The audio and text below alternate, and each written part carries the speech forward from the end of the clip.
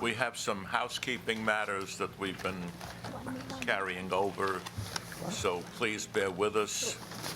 The first order of business, of course, is the roll call. Go ahead. Bernie Rosen, chairperson. Here. Mark Kaplan. Here. Michael Spitzer. Here. Bud Larson. Here. Representing Controller Scott Stringer, Michelle Mark Levine. Here. Representing Public Advocate Letitia James, Umair Khan. Here. Representing Mayor Bill de Blasio, Nicole Fleming. Here. We have a quorum. Okay. All right, the first housekeeping matter is the nominations for chair. I move you would chair again, Bernie. Okay, I figured that, all right. You can't get away I'll from second. it. Second. Well, thank you. In the law, they call it a contract of adhesion. All right, so, Am I right? all right, so do we have to have a vote, Madam Secretary? You have a first and a second. All Second, you got a second? All in favor? in favor? Aye. Aye. Okay. Thank you all. A little while longer, Wait. but not much. I'd like to nominate Jackie Warburton Thompson as secretary. Second. All in favor? Aye. Aye. Very good. The next thing is the adoption of the committee bylaws in accordance with Article 4, Section 3. What are they? I don't remember that. All right. Yeah. It's okay. I think it's our standard bylaws, right? Yes, it is. Okay. Nothing's been changed. Could I have a motion? I move that we adopt the minutes as written with the exception of any minor editorial comments that might be submitted. No. You're at the minutes. We're at the bylaws. Sorry. Sorry. She always gets ahead of us. Okay. I am. I move that we adopt the bylaws, I'll poke my eye out with this thing. All right.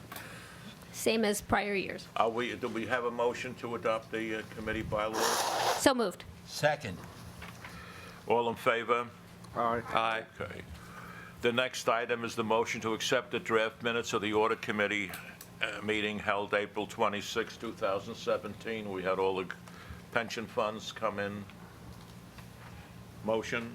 So moved, subject only I'll to give you some non-material changes. Okay. edits All right. submitted to the I have secretary. one, too. Okay, subject, let's assume that they're acceptable, subject to editorial changes.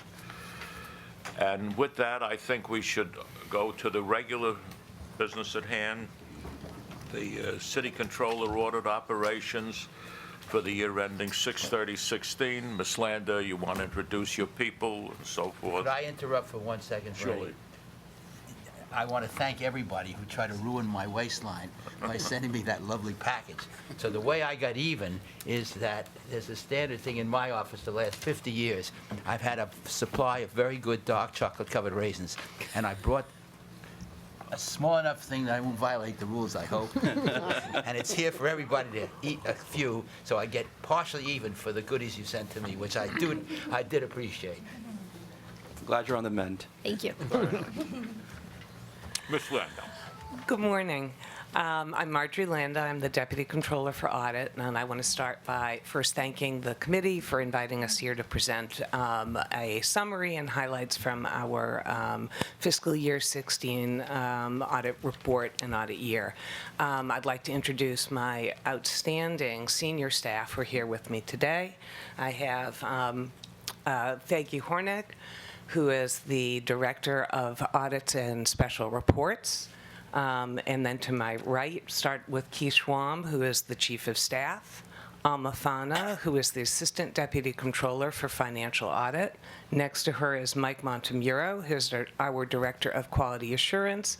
And last but certainly not least is Edward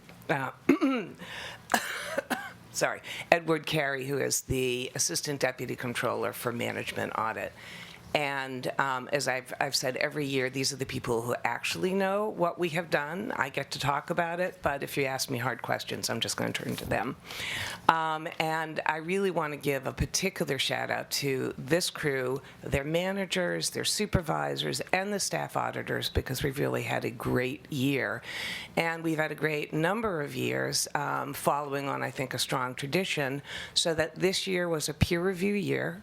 We had a new director of quality Quality Assurance, Mr. Montemuro, and we passed our peer review, and we had 8 items of commendation, and that is a testimony to the staff that works for me, that I inherited, and very much to these folks here, particularly with the new Director of Quality Assurance. It really is a testimony to adhering to the rules and working very hard on behalf of the City of New York. And I just want to acknowledge everyone here because they've really done a great job. And we are finishing up also our mandated 4-year cycle where we're auditing every agency, and we're about to complete that at the end of this calendar year. We're on target. There are just a couple of audits left, but otherwise we have covered everything, and we will by the end of the calendar year. So now a few highlights on this past year. One to note is we attempted to address some of the questions we've had before about the format. It's only the beginning. We recognize there's still more to be done with the format of the report. So at least this year we had a summary of some of the highlights by kind of issue area, and I'll talk tracking that a little bit and augmenting some of that as to what we consider sort of high points, but they're just illustrative. I don't think there was an audit we did that wasn't important. And so the ones I'm going to talk about are some of the big money or some of the larger policy, but the smaller ones are also very integral, I think, to the function of the Audit Bureau. I was an agency general counsel. I can tell you that when the Audit Bureau came in to audit my agency, we changed policies and procedures. We learned things we had not known had existed. It's an extremely important function. So starting with revenue and cost-saving audits, one of the things we've tried to do is continue a tradition of kind of focusing on areas. So in particular, we have been doing, since I have been at the Audit Bureau, looking at revenue collection in the Department of Finance, and we did several of those audits during fiscal 16. Tax abatement audit, where we found $10 million roughly that had not been collected between 2013 and 2016 because abatements had not been withdrawn from taxpayers who were not entitled to them. Basic we just got from finance. All we did is look through their records. We could see those abatements. LLC, they went off the list. We found a variety of other issues that made it obvious just from the face that these were not taxpayers entitled. Our figure, of course, of $10 million is looking backward over time. When finance followed up on our recommendations, they removed the abatements from a substantial number of the properties that we had identified, not all of them. And at least for fiscal year 16-17, for tax year 16-17, we estimate it's about $3.2 million that was saved. Looking out forward, it's a lot more money going forward, both for those properties, but also because finance is now doing these look-backs rather than waiting for us, and that's exactly what we want. That's really the goal. It's not the dollars we rack up in our columns. It is the processes and procedures that we change in the agencies. So, they've learned something the way I learned when I was a general counsel. Similarly, we've done a series of audits on the tax classification. We were looking particularly at properties that are mixed use, because those are particularly vulnerable. We've gone through all 5 boroughs in the fiscal year that we're reporting on. We looked at Brooklyn and Queens and found, innumerable properties that, at least visually, we had a great team that went out, looked at every one of the properties, and this is the modern age. So not only did they look at the properties, physically go out and see, a property that's supposed to have 2 commercial units and 4 residential, or actually my numbers are too big, 1 commercial and 2 residential. You see the accounting firm sign, you see Helen's hairdressing sign, you see a 3rd commercial sign, you look at the buzzers in the doorway, and they're all commercial. And then we went and looked, because it's the modern age, on Google Maps, and there's the same property 10 years ago, and it's got all the same signage. So we pointed those out to finance. They obviously need to go back and actually go inside and do more work than we did, so there isn't a one-to-one correspondence correspondence between what we find. But we're alerting them to two things. One, they need to be more observant, and they need to train their people better, because in any number of these instances, what we found was their folks had been out in theory. They had supposedly been there and looked, and it's a little hard to understand how they could have looked and not pursued some of these and found and left those tax classifications on improperly. So there's been a considerable amount of savings and around that, because they've made most of the changes they recommended. Some, they say, need more investigation, so they have not changed those classifications.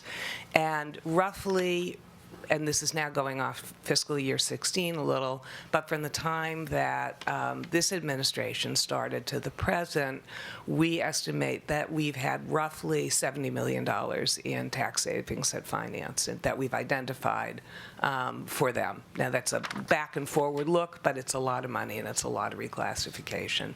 And the hope is they'll be doing this and they won't need us to go through and do it. Excuse me. Yeah. Did you ever suspect that there's a little corruption in At the Department of Finance? on the inspection level? Yes. Have you ever referred any of that out to the appropriate authorities? We were not, and we do actually quite routinely refer. We've always done that even before this administration. We also, I think, as you know, have an investigations group that picks up on occasion if there's something prior to a referral that we want to look at. In these instances, given what we have looked at, there weren't direct referrals other than to the agency to take a look, but there is further action, and we do share these reports with the Department of Investigation and have been in fairly constant contact with them about a variety of things. And what is the result? So far, on these finance, there has been no further changes other than changes of tax classification, withdrawal of abatements at this point.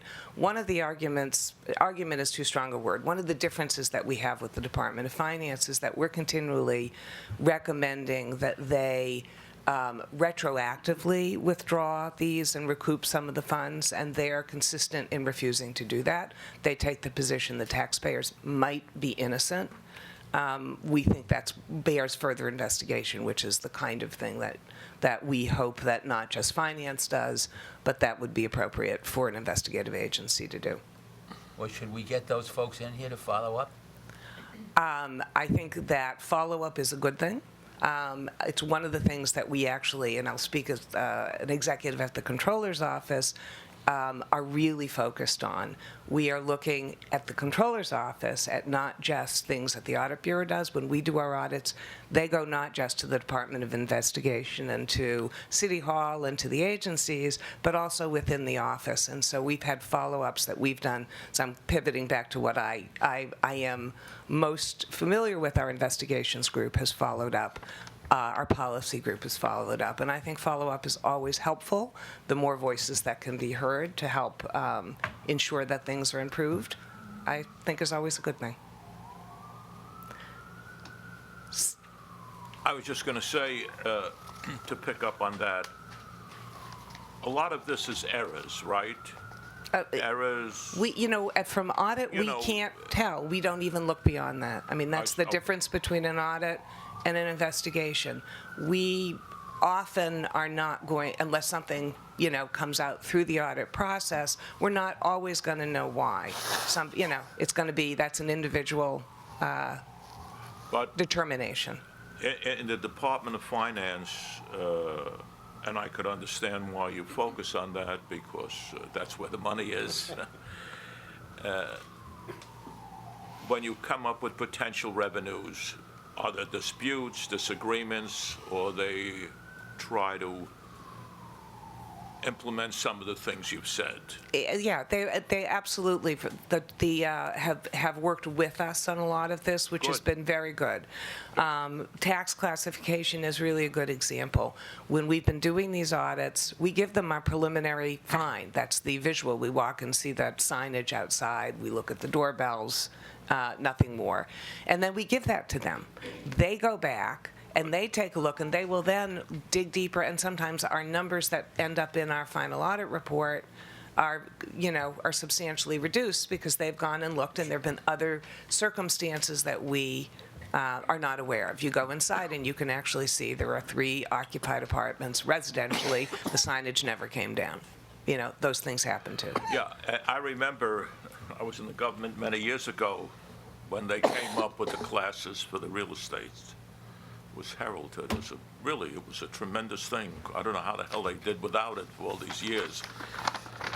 But what I was surprised to learn, and you've informed me from your audit, is that Class 2 has some subdivisions. I'm sorry. Class 2 has some subdivisions, and I didn't know that. I mean, and I think that's the way it should be. As I say, I just don't know how they assessed property before they came up with the classes. And it's been around a number of years, and it seems to work. And, but what I think is important is that the commissioners or the senior staff in these agencies, you say, are cooperating with you. They try to listen, and they try to correct things when they can, and I think that's fine. I mean, we really mean it when we say we're actually here to help. When you've been audited, you don't feel that way. No. But indeed, everybody here has worked for New York City. I think the collective number of years is several hundred sitting on this side of the table. We are all people who've made our careers here, and they've been long careers, and we're dedicated to making things better. The commissioners hopefully will understand that, and their senior staff. And what we will sometimes find in the audits is a lot of pushback in the letters in response to the audit, and then we go back and they've actually adopted every one of our recommendations. What happens in a number of instances in which the agency said, we don't agree, and then there's not your response to their disagreement. So the reader is left uncertain about why the disagreement and how consequential it is. So in the audit reports themselves, we do have a fairly robust rebuttal when they disagree with us. And, sometimes they disagree, and this is, this is a judgment call. Our judgment is different, we'll say so. Sometimes they disagree, and we actually think they're extremely incorrect in their reasoning, and we will point that out. And we do that, and I know that is a weakness in the summary report because we haven't given you that level of detail. Of course, we're trying to keep it a summary.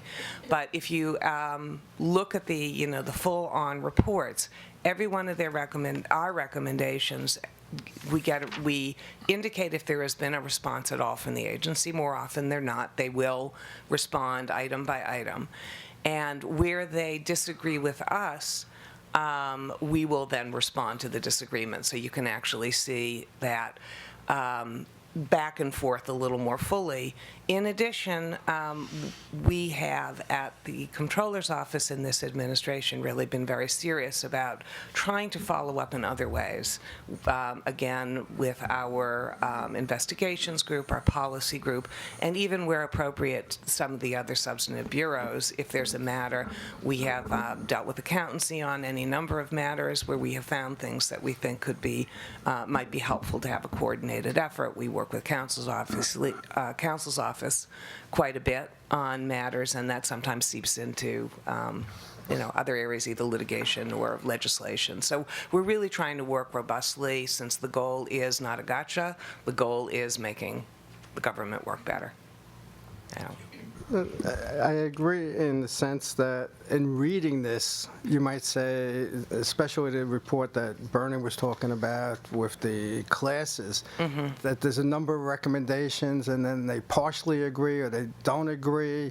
We don't get a sense for what they don't agree. Yeah, and that's, I know, a weakness in this report. And even the points that you're pointing out, like the key recommendations, we don't know which ones of those keys are agreed to, disagreed, or implemented. Yeah. And I know you've asked us in the past to be more clear about that, and we're trying to think through a way that we can do it without making this report, 400 pages long. Right. Then it stops being a summary. So we need to figure out how to do that better, and that's one of the goals for July. We need to get through the end of this fiscal year, and then we start planning for the next one, and that hopefully we can give you an even more useful report the next time I sit here. My one observation about that is that paragraph after paragraph is devoted to the recycling stuff, and you repeat the same language in each of them.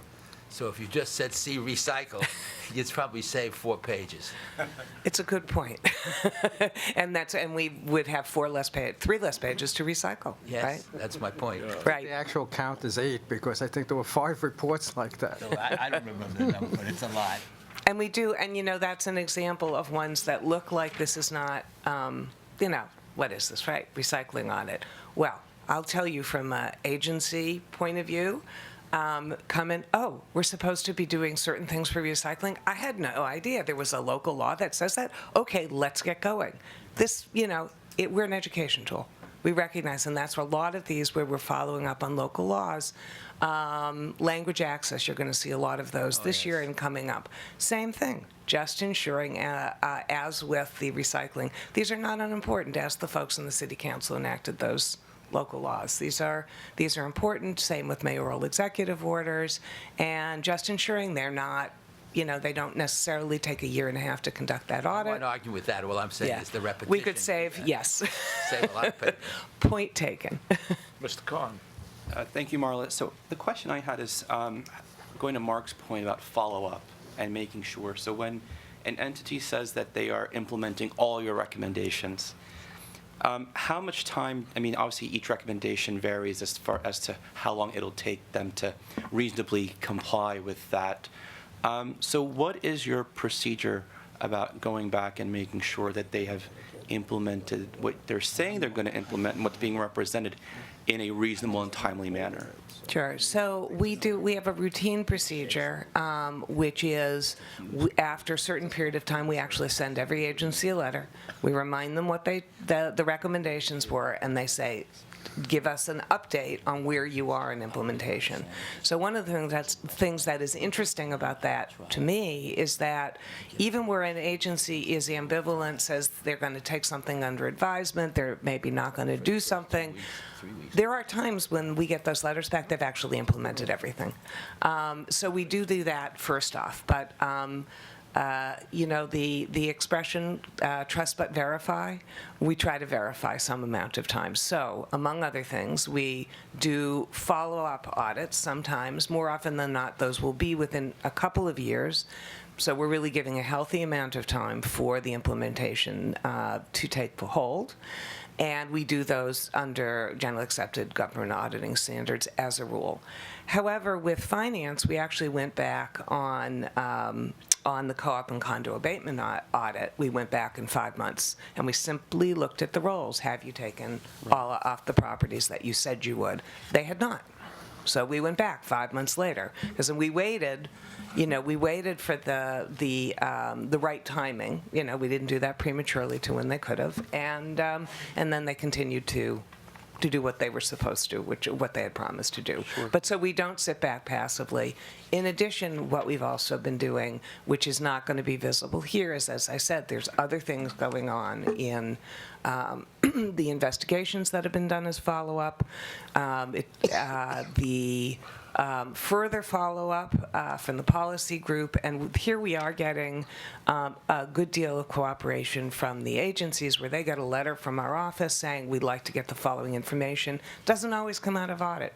More often than not, it is us following up, but it can be a letter from our policy bureau, from the first deputy, other parts of the office, looking specifically at some of the items that have been highlighted to see what's happened. Homeless services is an example of things Right. that's really spun out in a lot of different Or areas. ACS, for example. ACS, yes. absolutely, We've all as been well, working, quite a bit. concerned about. So I mentioned this because, for example, if you have something that, there's priorities as far as how significant an agency perhaps may not be following the law or engaging in best practices. But in one example, we have one entity where they weren't following the law at all. So, for example, you have the Merrick Charter School, which wasn't doing criminal background checks on their employees. You would think that where our children are, their safety and well-being is at stake. Was there a follow-up on that? This was the audit number. Yeah, I'm familiar with the familiar with audit. it, yeah. There. While we were working, if I think our process, we were in that school for a year and a half. So this was something we spotted fairly early on, and as we were proceeding with the audit, we were actually checking in on this. And they took care of it. Yeah, they did. And that's where the education comes in. You would think they would know that. You would think the Department of Education would be aware enough of this issue to be perhaps more proactive in this area. This is a basic safety matter for our children. I mean, or SUNY for that matter, when it comes to charters. Absolutely. So that's really, we look to those. There's a lot of basic things we look at in the audits, and those kind of backgrounding issues, which are simple to look at and vitally important, they've become the focus of some of our other audits as a result. On the MTA audit with paratransit, I recall I've done some consulting there, and I remember looking at some of the numbers. The paratransit, that program is a very, very expensive program. And it's very important, of course, because under the Americans with Disabilities Act. But what were you really saying? They're not maintaining the vehicles? No, there are a number of fundamental problems that we identified in that audit, some that we are following up on in successive audits. But in that one, the focus was very largely on the services delivered and the contract management by the MTA. So they have a number of mechanisms that they can use to manage their vendors. They have numerous vendors. They had 3 different programs running. There's different ways in which those services are provided. And at the MTA, what we found is they were not utilizing the tools they were given in their contract to manage those vendors. So when they were not tracking their time correctly, first of all, they were where we could identify that time, which we were able to by looking at other metrics that they did not, some that were all in their position, but they did not. They had not put GPS into vehicles that they should have. But where you can see the on-time performance, there was woeful failures by their vendors on on-time performance. And if anybody knows anyone who has to use that service, they will confirm that at least experientially that is part of the service, is knowing they are not going to arrive on time. And the MTA in the contracts has some sanctions that they can impose for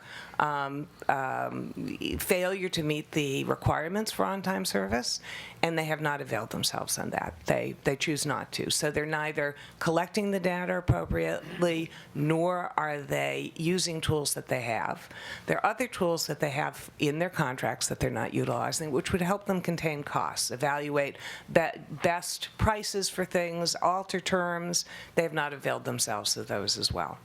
And one theme I think that we have found through the audits is the disconnect between the contracts that are written and then the management of the contracts and the oversight by the agencies. So even where there are good tools available, or any tools available, I can't even say these are good tools, they had them and they chose not to use them. And that was really the focus here. What is I'm sorry, Bernie. Go ahead. No. That kind of thing is pervasive in these reports, and it's frustrating to sit here as an audit committee, whatever we are, and realize that we haven't jumped on people like that, as would happen on other audit committees I sit on, where you are as director of the enterprise. Why shouldn't we? We all have roles to play. I think I am a litigator by training. That's the adversarial system. You need parties playing both roles. You have a role to play. I urge you to play it. We're going to continue to issue our reports and do the deep dives, hopefully, on things that are meaningful. And we want to give the administration, the commissioners, the vendors, and the public the information that they deserve so they can take it further. We can't do anything other than give you the facts, and that's what we endeavor to do. And lastly, On page 87 on the MTA, I looked at it late last night, but on the, I guess it's the second or third full paragraph, paratransit also missed significant cost savings. You say currently valued at $4.2 billion. That seems like a very large number. I know it's a very expensive program, but what is 4.2 billion? I'm confused. Wait, say that. This is, we're extrapolating out, but this is where I talked about the contract enabling them to adjust prices. Oh. And it is a large number, but the costs are enormous in this arena. Yeah, I remember it was 300 or 400 million that they were, and then the city has been adding, and I'm not that close to it, has been, providing money. At one time, they paid for it all at the MTA, or almost all. But I guess... We're extrapolating over a number Yeah, of years. that- That's why you get a large number. That's not this year's, it's Yeah, not a one-year I think savings. it's a little too big, that's all. But, and I do believe that when you get into the suburban counties, it's run by those counties rather than have a contractor do it. At least that's the way it used to be. I'm going back a number of years. I don't know which is better to do or which it is, but it has to be done. And there are people that really need it. Maybe others take advantage. They go to the beauty parlor. They use the accessoride. I'm joking a little bit, and that's wrong, but they do. But yet there are a lot of people who need that service.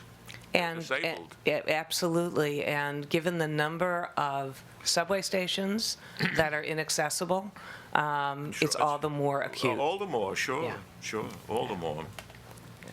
There's another element of these things you looked at, and that is the children's services end of the world, which is notoriously bad in many ways. So, yeah, I'm sorry. It didn't ooze out enough.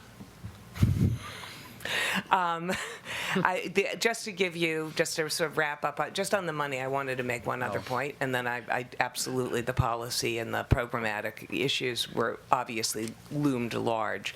But we also had a focus on the other end of the scale, from the $4.2 billion and the finance, which does the tax collection, to what everybody sort of tosses off as unimportant, small purchases, P cards, right?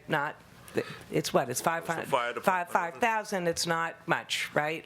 However, so we did 4 of these, 2 in the schools and 2 in agencies. And just if you look at the numbers, DOE schools spent approximately $24 million on the small purchases, and DOT alone, it's $16 million in the year we audited, $4.3 million from fire department. So those numbers total up. The amount of money we recovered doesn't look like finance, right? But what we're talking about is controls, ensuring that you actually have computer access that's appropriate, you have the checks and balances on those expenses, because somebody can get away with a lot under the radar. If it's a small amount, nobody notices. They add 2 cents to your bill, do you actually even see, right? And it's a gajillion bills. Same thing here, and having those controls in place. So this is something else we do. You're going to see the same language on some of those as they repeat, but maybe we'll figure a better way to present that.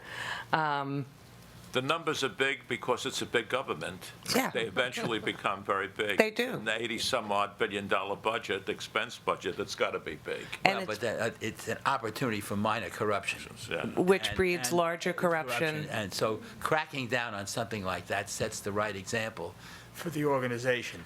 And that's really our goal. Again, teach the rules. You've actually got to delete somebody's computer access when they've left the agency. You actually have to screen who has got the authority to sign off, and that's actually done, and that there's independence as always between who receives the goods and who orders the goods, and all of those very, very basic things. And we're hoping we're teaching the agencies to do that, and knowing that we'll come back and take another look. Mr. Khan, did you want to? No, sir. No, I'm sorry. Mark, did you? So the 2 other areas I want to talk about, you've touched on one with the service delivery and the program performance. And the other, and I'll just do this very quickly though, first is the asset management and internal controls, because once we say internal controls, most people's eyes roll into the back of the head. You might be the only people who are interested in hearing me talk about internal controls. But that also, almost in the same way that we talk about, helping to ensure there is not a culture of corruption, even petty corruption. We did a series of audits of non-city agencies who get city money, which are very important. So we did the 3 public library systems, and out popped one that we found a lot of concerns with, and which was Queens Library. And that I think was a really important exercise because, among other things, I think a key finding in that audit, while not a post headline, it doesn't have something exotic, it's an accounting finding.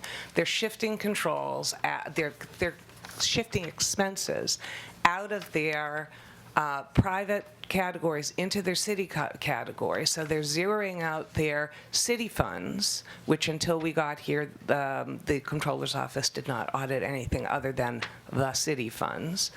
And the city funds would be at zero. They'd come and they'd go hat in hand and say, we need more money, while they had surpluses in their private and foundation money, and places that were not dedicated funds. They were discretionary. They could have been used for some of these other expenses. And we did some very, very careful accounting on that and watched those expenses go back and forth. It was hugely important. And I think the city has to watch out to protect that the services, the library provides vital services in Queens. Every time I went out there, I was overwhelmed by how heavily utilized and well-structured that library was, but the city also has to watch its funds and ensure that those services are being given appropriately and our money's being spent Did appropriately. you get the head of the library? He was fired? Yeah. Yeah.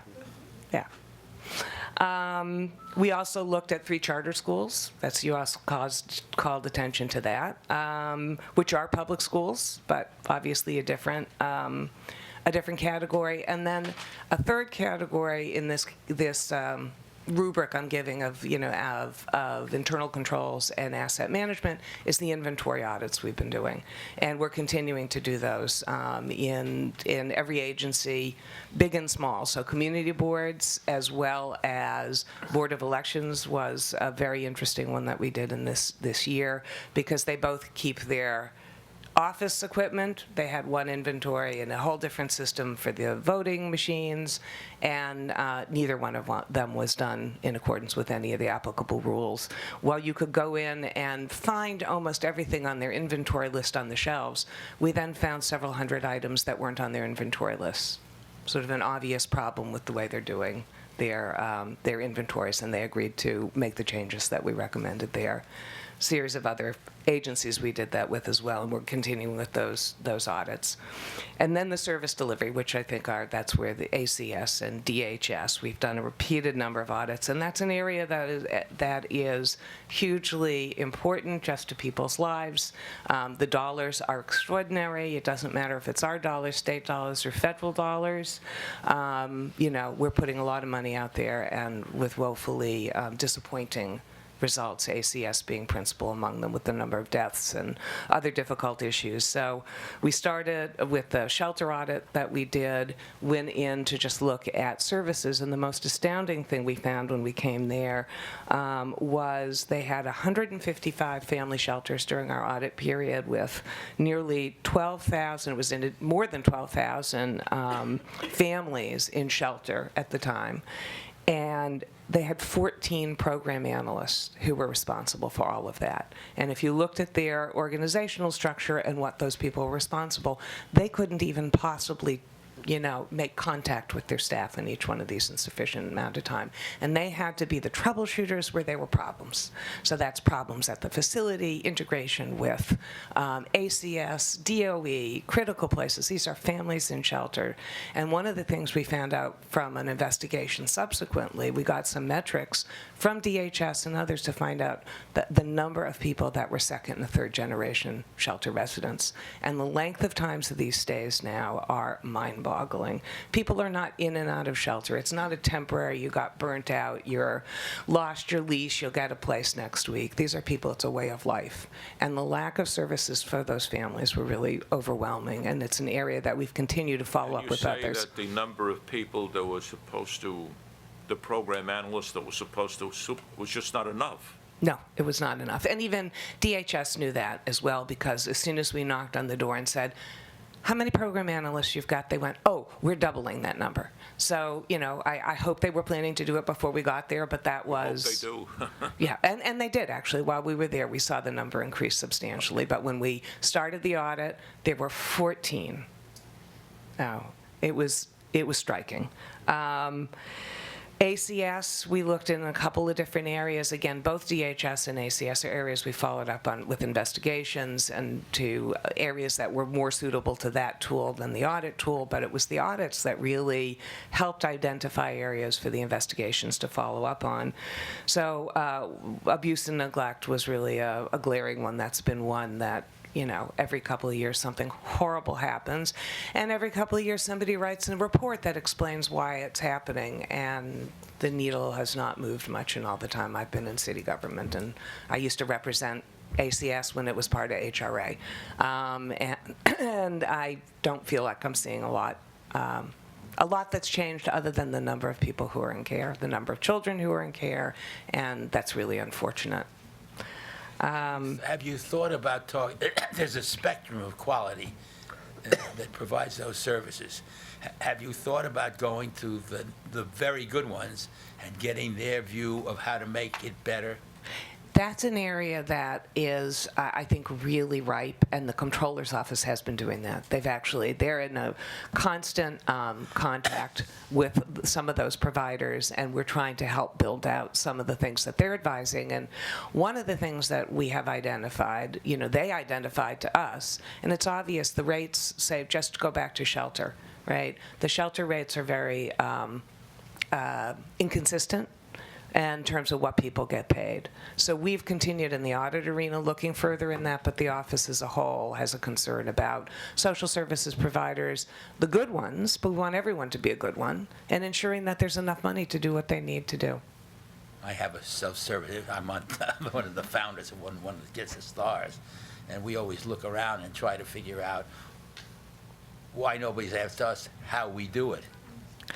There are very articulate groups representing the shelter providers. That's who, in particular, who I am familiar with. I'm sure in every arena they've got those who are making those representations. They bring the directors from these well-managed shelters who can talk about the things they're doing that are right and how they're trying to address problems that they encounter where their facilities are inadequate, where they don't get adequate support and funding, and that obviously has to be a piece of what the city does to address some of the problems. It's not all because people are, sad, bad, or lazy.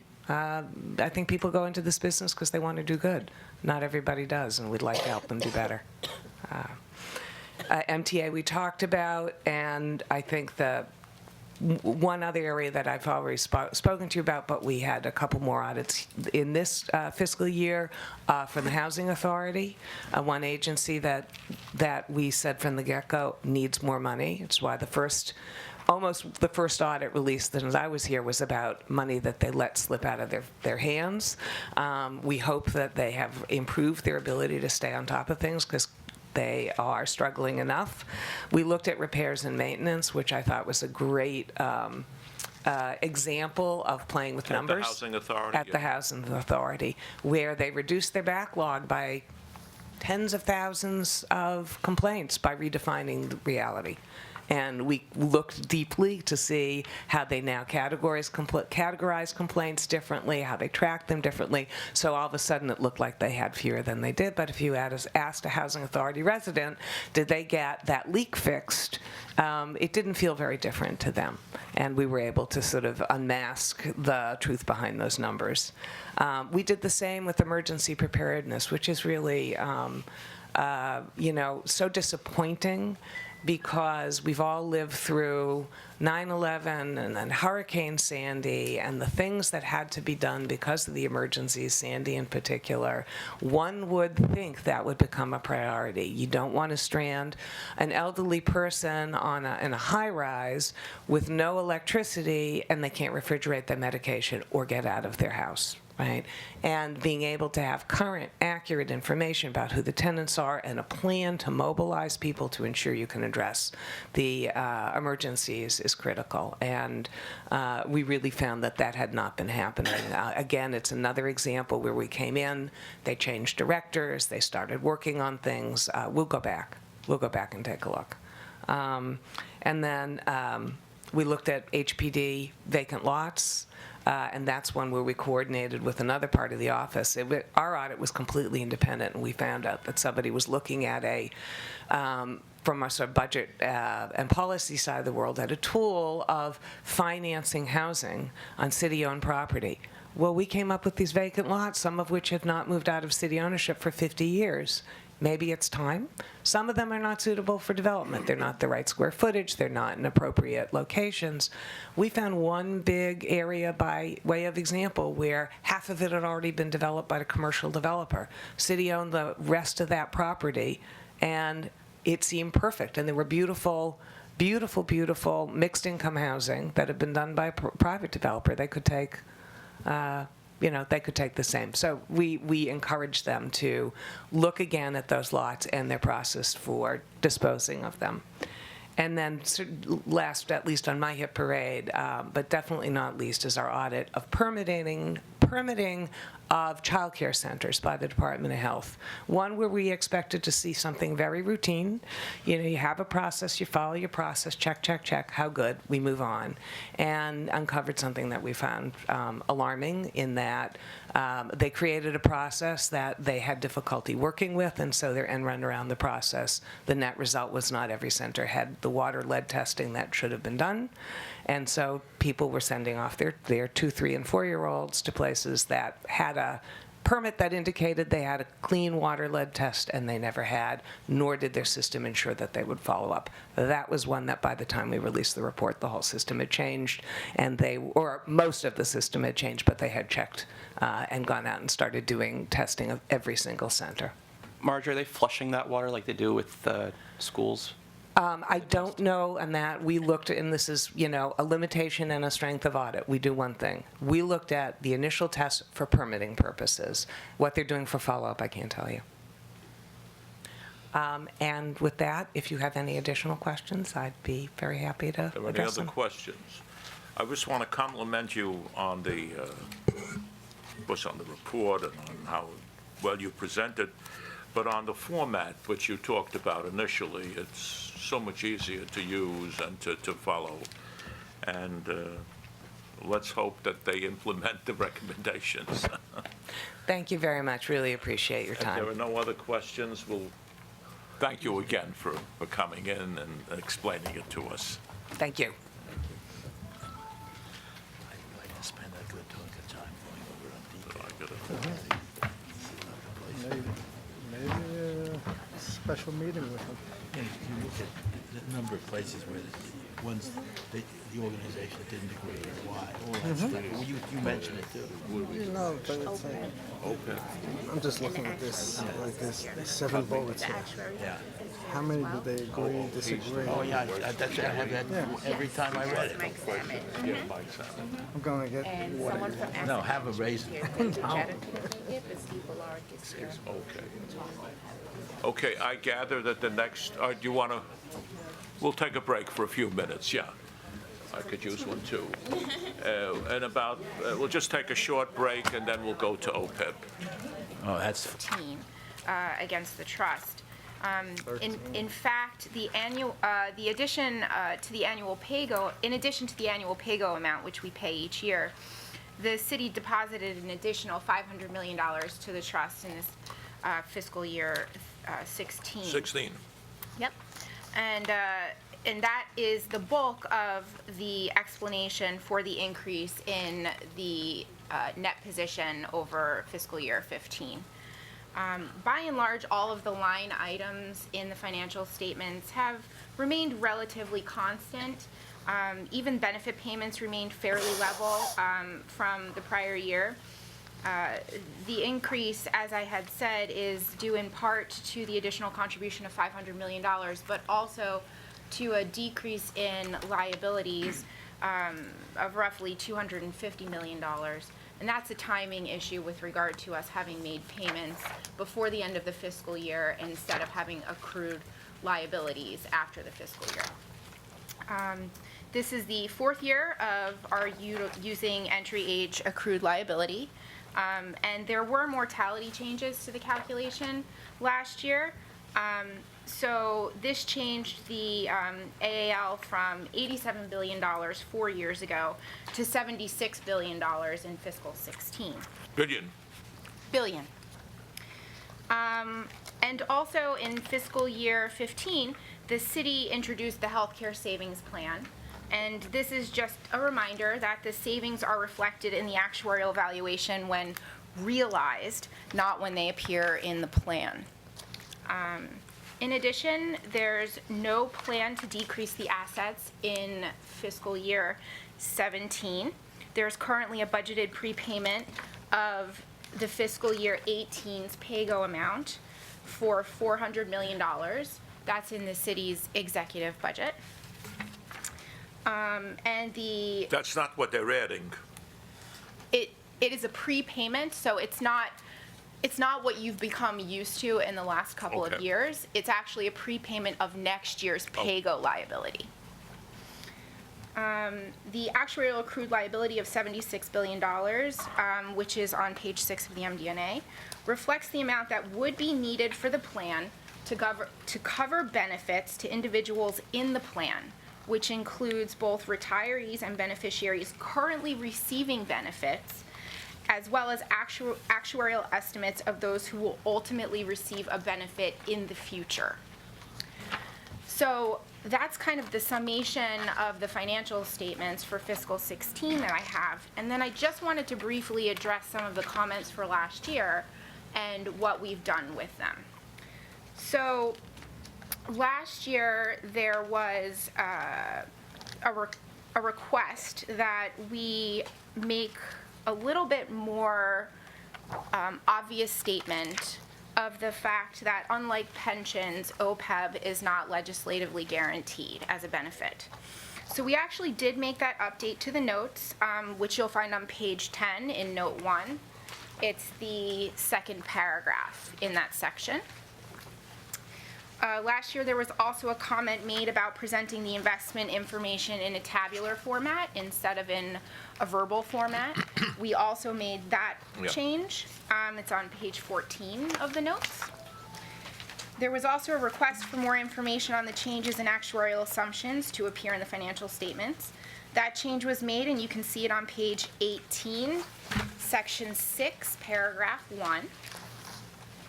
And finally, there was a request that the link to the actuarial website for the Silver Book be presented in the financial statements. And that change was also made, and that's on page 19 at the bottom of the page. That's all I have to say, so if you have any questions. How much does anybody, I'm just curious, what is the annual estimate or cost of the full reimbursement of the Medicare Part B?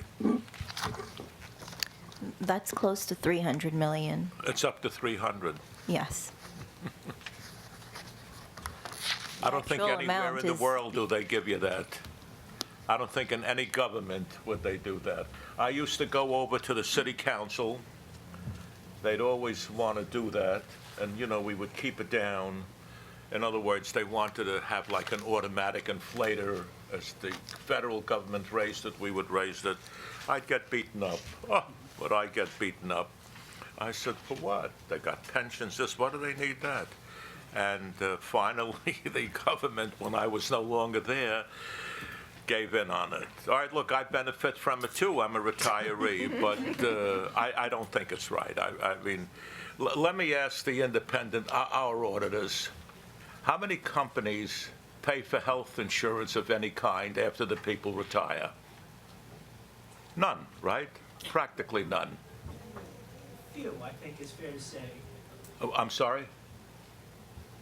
It's fair to say that it is few. Few. But we wouldn't say it's After not. Right. 65, you're blowing the breeze. You got to pick it up. But that's not where the liability is. What? The liability here is pre-65. Yeah, no, that's all right, but I'm saying to give you that plus Medicare Part B reimbursement, I couldn't see it. You're getting at something, Bernie, which is fundamental here, and that is if you look at OPEB and run it forward on any kind of a basis, Yeah, there's no way the city can afford what it's doing. At least in my humble opinion. In that vein, the one number that's big. that's Speak up, changed- bud. The one number that's rather significant and changed throughout the flow of this is the new basis. The other factors that go into the accrued liability have been relatively constant over a period of time. Is there anyone who can speak to what those significant changes were and whether we're likely to see more of them in the near future? I'm assuming that's the actuary's office. I can talk about it a little bit. One of the major changes was a change in the mortality table or life expectancy of the Right. members. The chief actuary, Sherry Chan, a couple of years ago when she first got here, decided for both pension and for OPEB purposes that that the assumptions for how long people were going to live were not up to date and made a change, so. And if I remember correctly, you mirror the assumptions that are in the pension to do this calculation. Exactly right. And it brought them really up to date to where other municipalities. And I guess my question is you have recently brought it up to date. Is there anticipation of any other significant up-to-date adjustments in the near future? For that assumption in Or particular? anything? I mean, basically what we're watching here is this Right. number, which is very large and it's hard for people to get their head around. And the thing that changes it most frequently is your office. And I was just wondering if there's anything in the pipeline that we should be anticipating or looking at that might make this number change significantly. Not as far as assumptions go. There are new accounting rules that are coming out for OPEB in particular that the city will be adopting this year.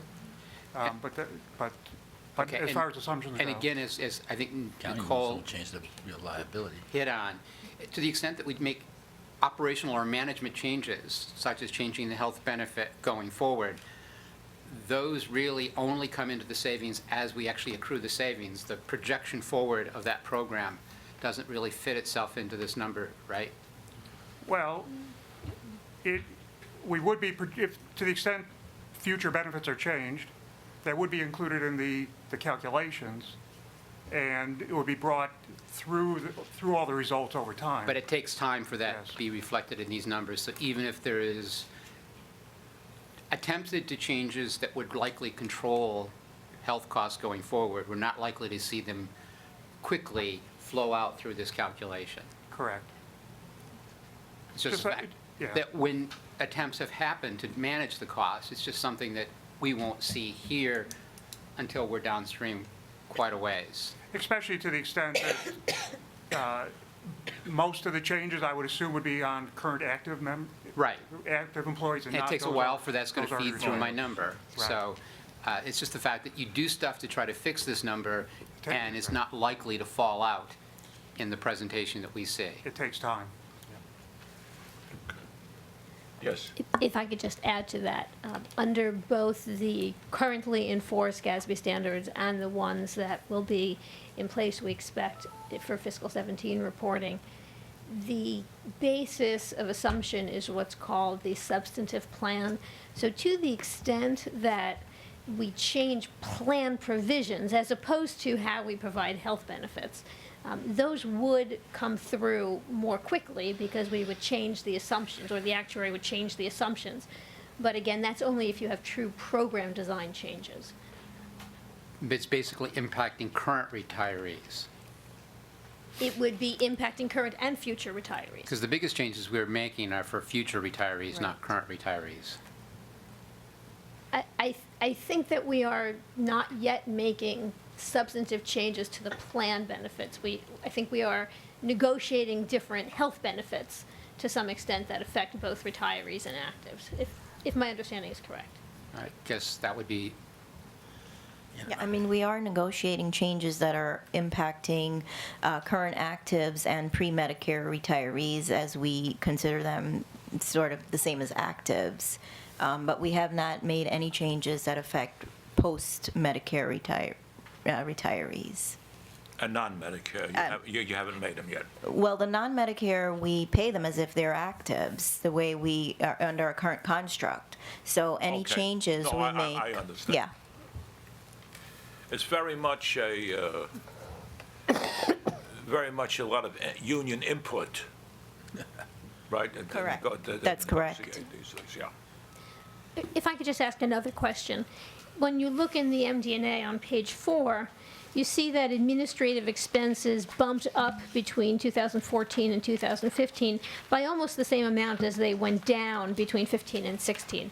I'm just curious if there was something specific that happened in 15 that would explain that? What specifically happened is that we stopped paying Medicare Part B through the trust. So instead of cutting paper checks to retirees for their Medicare Part B reimbursement, we are now using the pensioner data and issuing those checks through EFT. So the trust is no longer paying paper checks So at this is the- $1.50 a check for I see. 200,000 So this checks. is literally the check issuance fee from the trust that we used to Exactly. pay. Okay. Thank you. It was also due to a timing issue in when we paid our audit invoice from the prior year too. So there was 2 fiscal years worth of audit payments also in Well, one in the middle of fiscal an year. audit committee, So it before you artificially inflated. And going forward, you're consistently accruing those each year? Yes. Thank you. I have always been troubled by the concept of actuarial value of assets and real value. And is there some way of showing on that chart on page 5, if I went to the market and checked out what we own, how to figure out what the current market value of these assets are?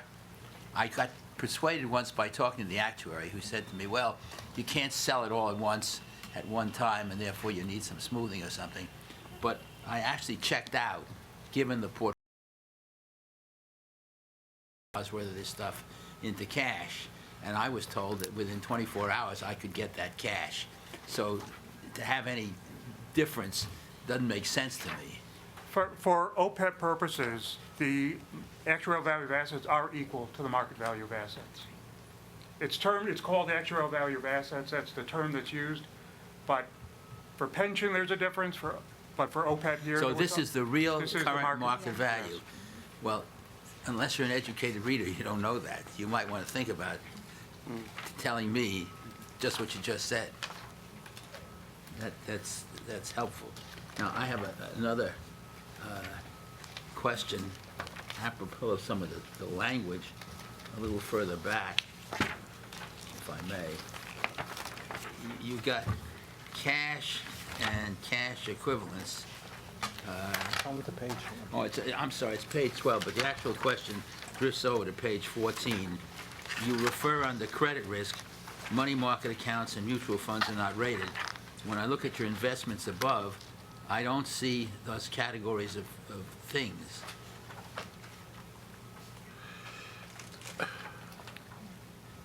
Money market funds?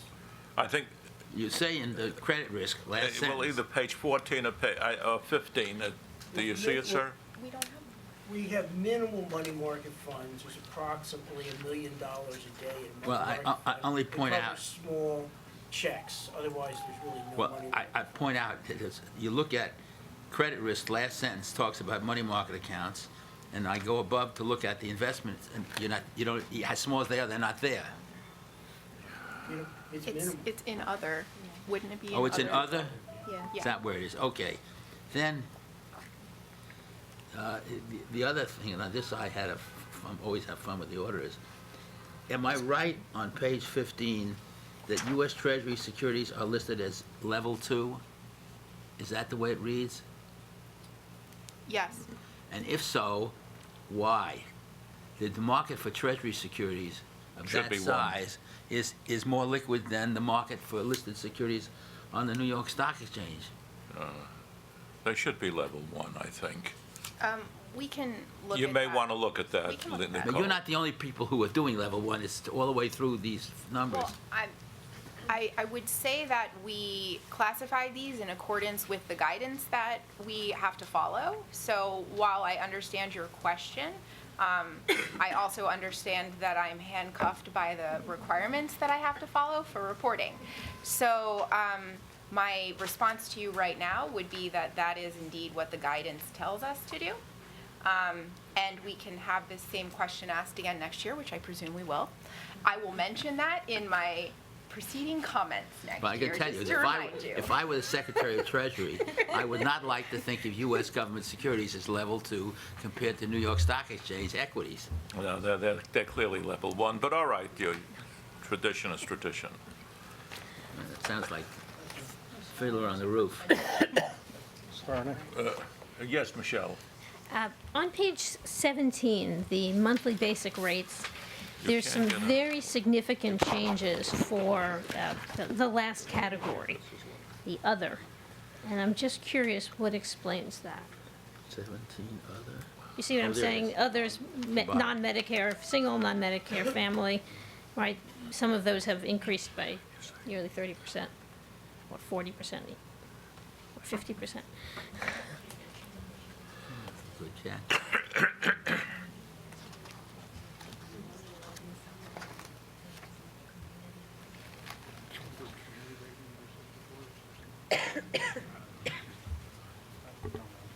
We'd have to get back to you. Michelle, we could look into that and get back to you. That'd be great. If you could just submit that answer to the secretary, to Okay. Jackie, that'd be Yep. very helpful. I have one commercial question.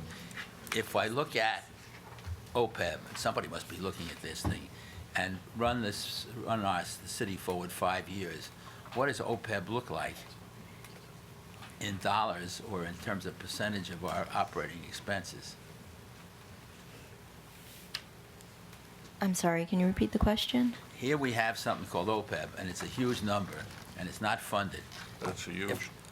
When I look ahead 5 years, which somebody must be doing, what is that number expected to be? Are you talking about the larger liability? Yeah, The it would be larger. 89? I don't know, maybe the actuary's office would want to, run that estimate at some point in time. I don't It's not too much trouble. No, my point is, I don't know how you run an enterprise with this big a liability and not project it forward to see whether it's sustainable. Mark, that goes to the question I asked about the basis, Yeah. because the basis within the actuarial liability calculation is the number that fluctuates and moves around. The other components, which is what basically is within management and control, are relatively stable if you look at them over the last number of years. So the real question about going forward for the next 5 years is what are the assumption changes and the method changes that we're going to use from an actuarial perspective? Yeah. If we think that we're going to have to, and that's why I was asking, are we going to see a new change in the mortality table? Is there something in the future that will shoot this number up? If without it, I would think in a non-technical basis, we would see a relatively stable relationship. That's But true. also, since there is been a material increase in the city workforce in the last year or two, No. I don't think it's going to make a major move I in don't this think number. so either. No, Mark, I don't think so. I think don't know. I'm only asking whether somebody in the city, in management, is projecting this forward to see what it looks like 5 years from now. Well, there's a couple things. One is, like I mentioned a few minutes ago, there's going to be new accounting standards coming out that does require us to use a lower discount rate than we've been using, which would result in an increase in this liability. Sure. That, however, doesn't change the actual cash amount that the city's putting out each year, which is going to just be a function of the plan design and the retirees and medical costs over the next few years. That should stay relatively stable, or it's still increasing trend, but you're not going to get a big spike in the actual cash payments, most likely. But from an accounting perspective, the new accounting rules, if nothing else, there will be a lower discount rate, which is going to change its liability for next year. Doesn't change the underlying cost of the plan, right? No, it's just the accounting rules. Right. Yeah, the ultimate cost of the plan is simply going to be the benefits that are paid to cover medical benefits, or the payments going out. to pay And medical that's benefits. relatively easy to project over the next 5, 10 years, Right, what the that's right. payout is actually going to be. That's right. What's A lot hard to less. project is this estimate of the big nut, which is the actuarial liability for the total program forever. But that's what we do. I know that's what you do, but right, and we that's- can do that. And maybe that's not a bad thing, and it's probably a good thing to look at in light of adopting the new accounting rules and seeing what are they going to, because we will find out shortly what do they mean for this year or for this coming year, and then at the same time could take a look at what that means going And it would be forward. useful to know, just so there's not a shock to the system when it happens, because to the person who's not familiar with the process, they see that number change, and they think there was a change in the world Right. that pay out and stream in the program, and there was not. Right. We just now are better at calculating what the real liability is, Right. which was what the real liability was all along. It was our facility and ability to do that calculation that changed, not the real cost. Correct. Nicole, you touched on something, and I'm sorry I missed it. Again, confirming that these benefits are not mandated by law, they're negotiated. They are negotiated benefits. But collective bargaining usually. Yes, they're part of collective bargaining. Yes. The question was asked last year by Bud. He had said that he just thought it an important distinction to make to anyone who reads the statements that unlike the pension benefit, which are Mandated. not only mandated, but also they're state supported by state law. Law, yes. And the The Constitution. OPEB benefits are not supported by state law. They, in theory, could be withdrawn at any point in time. Yes. By the act of the state legislature and given the No, no. power. You wouldn't even need an act of the She's state making a good legislature. point. I'm going, and I was about to say, I given the guess- power of the unions in this state, Well, you would certainly have legal bills to pay. Yeah, Yes. I guess. that's all right. But the I distinction, guess the important- Mark's firm is volunteering. I guess. Pro bono. but I think the distinction we'll there reduce also the is hourly if rates when by one's 10%. looking at this and they're looking at it in Let me vein ask the of a actual- crisis, when you go in, because this is such a huge thing, you do, in a really dire set of financial situations, as we have in the past, have some facility to modify these numbers. Of course. Where we did not pensions. Pensions required a constitutional Yeah, amendment sure. to in fact change. You could- You had to pay them before you had to pay your debt. I think that's, These you do that's not. a very important issue.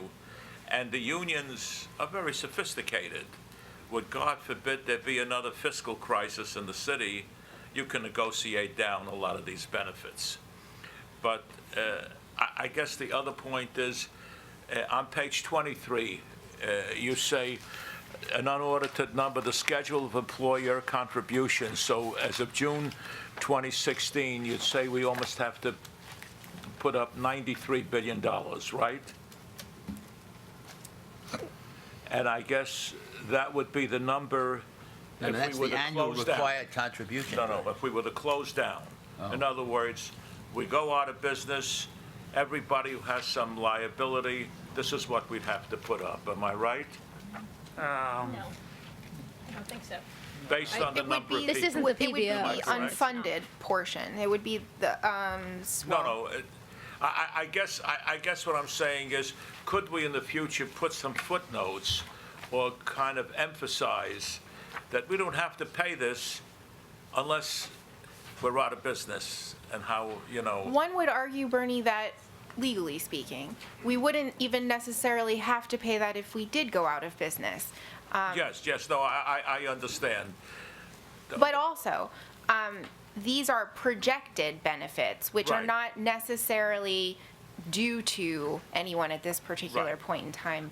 I guess I thought it was very good that you touched on the fact that these are not mandated, and maybe somehow, somewhere, I'll even turn to the controller's office, we should elaborate on some of these things, because if somebody would pick this up, they'd say, oh my God, but, Well, if somebody picked it up, if I literally read it, the No, annual, it's. The arithmetic is odd. I'm not making myself clear, but you may never have to pay this, Yeah, Bernie, I do or you think may that. pay it over 50 years. I'm Yeah, just. I think that right in the beginning of the plan description, it does say Says.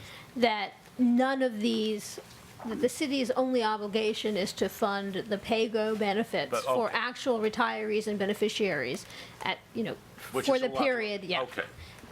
Let me just point out, I was going to comment, page 23, the annual required contribution, if I read it right, is $92 billion. So That can't be right. that is an actuarial number.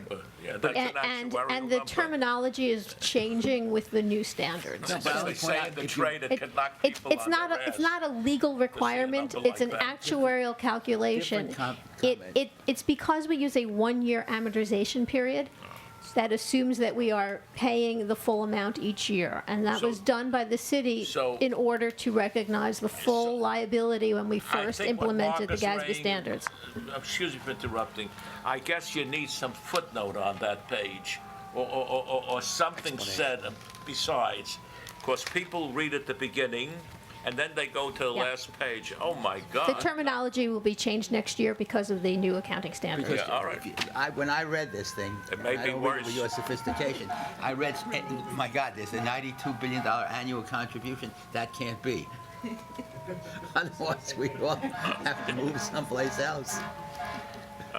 And so for a layman's, and somebody's going to read this who's not an adept, and you'll scare them. We'll change it. I mean, that's not to knock the, Nicole, that's not to knock the statements. I think it's a good presentation. Thank you. But the numbers are so large. I can't do anything about that, Bernie. I can only report them. Yeah, no, of course. No, I agree with you. I- can't. No. I'm sorry. I clerked for a judge when I got out of No, law I school. can't. Somebody would say that to him, he'd say, I just changed the rules, and he'd write the opinion. But I think, some more emphasis on the fact that these are not mandated, there's an actuarial calculation. I don't mean to knock it, but it's a lot of money, and we may never pay it, or we may pay it in 50 years or some such thing. I understand what you're saying, and I think that on page 10 in note 1, the second paragraph, where we did indeed insert the I language. would underline that paragraph. That is, I think, the level of comfort we have with making Yeah. that statement, so.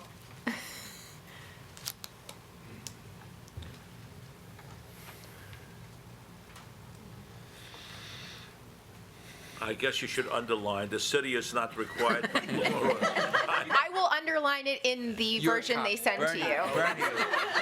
Bernie, I'd be careful, because the other than is a monumental number. It's bigger than a bread box, Yeah. that's for sure.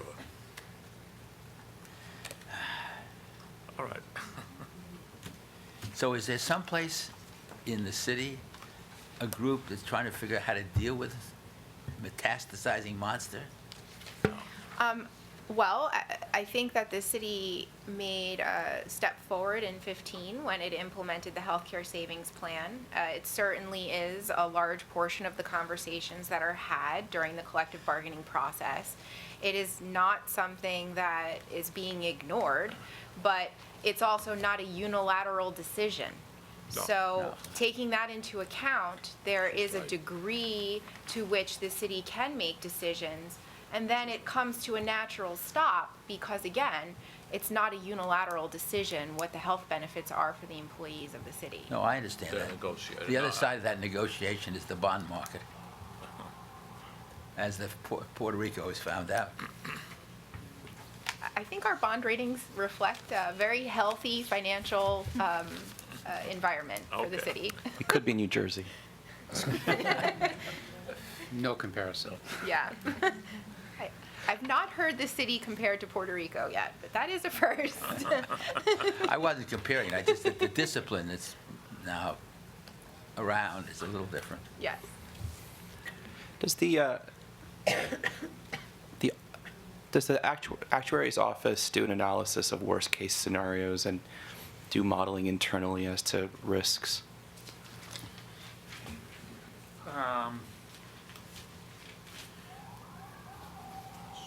I don't think we've done much of that.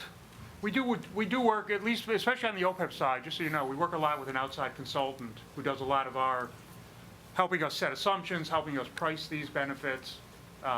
Anyway, so we work close with an outside actuarial firm on this. But as far as answering your question about looking at different types of risk associated with this, there's a little bit of sensitivity of some of the assumptions that are looked at, but nothing like a worst-case scenario or nothing specifically that we do on an annual basis.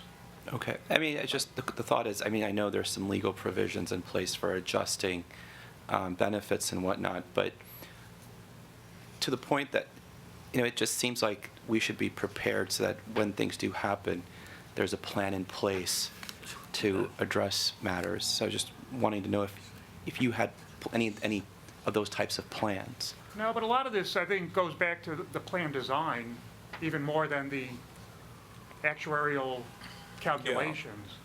Yeah. And we're not involved at all at that. I mean, so. You receive the information, that's all you can do. Yeah, so I don't know from that perspective if there is. No, I understand that you wouldn't be implementing it, but you could certainly give guidance. Sure, absolutely. And so I think, given what Bud and what Bernie have been talking about, I think it behooves us not to This is the thing. be forward-thinking, to be ready for those types of circumstances, especially given the level of uncertainty that we do now have on the political front. And so, just a thought. Okay.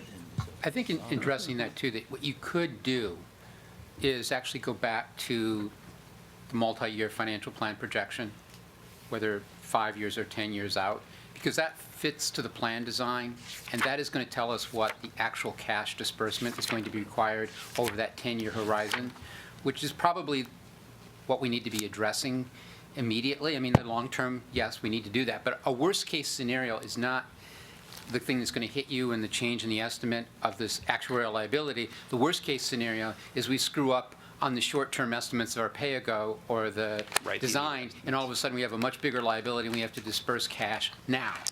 And that I think OMB or anybody else, labor relations, could do a very, very accurate projection of what those numbers would be over a 10-year horizon. And address that. No, I think that's a great point. The other, I mean, and to the other issues, I know other agencies and other entities have brought in numbers where they are projecting, 10, 15, 20 years ahead. So I think, I mean, I thought that was missing here, and I think there's a way to incorporate what you're saying that would be helpful. Well, what could be done is the actuary does have percentages. He has this projected out over that time horizon. You can ask and can be provided, what is our cost of health insurance projection over that time horizon? And Absolutely. And look at that. We have that information. That's how we get a lot of these That you numbers. could look at, yeah. That's what, I mean, we're saying is these are going to other knowledgeable sources as to what the likely projection of health insurance costs are going to be, and running this program forward based on that set of data. With the best information And that'll available. tell, and in fact, that's what you would be doing in the 5 or 10-year horizon projection. If you did that, you would take basically the kind of assumptions that the actuary is using in his long-term model going out to infinity and running it for a 5, 10, or 15-year period and see how that changes the pay-go number, and then how does that fit in relation to your macro budget situation, and how that would, what kind of problems that would drive All for right, you. that might be helpful. My guess is that the rating agencies have some kind of projection forward of what we look like. They did that even before we did this calculation. No, I understand it. Yeah, no, they may. I mean, before this became part of the accounting policy and we had to do it, there was no shock to the rating agencies because they were doing this calculation before it was a requirement. No, I remember when I asked the question years ago, I was told just that there would be a big ho-hum with the rating agency when we put this on the balance sheet. Well, wait. Because it didn't shock them in the least. So maybe we could borrow that information from them. I'm serious. No, I'm actually, I think the information is available. It is. I mean, the way we get these numbers is to project out what these pay-as-you-go numbers are going to be, like Bud said, from now till infinity, and present value then that. That's basically what these liabilities are. So we have those projections, and we can look at it And under take whatever under time different frame you want scenarios, to different what-ifs. carry those numbers to. Yeah. Take a look Actually, at you it. must. It's a good You idea. can't run an organization of this size without having projections. Mike, who's our outside consultant that you work with? they were formerly called Buck Consultants. They're now called Conduent. They changed their name. Okay. We've used them for many years on the OPEB as well as the pension side. Yeah, you want a consultant, yeah. Yeah. If there are no more specific questions, we should move on to the next. Thank you again, Nicole. That was a good job. And the Thanks. statements are very nice. I mean, it just, some of the numbers shock. Can't do anything about the numbers. Just quickly run into the little. Not in the little, Yeah. we get through my, To for HTC. Ernst and Young, yeah. I don't know, I didn't see an opinion letter. I guess it's in there. oh, it's there. I'm sorry. It's I'm there. sorry. It was late at night.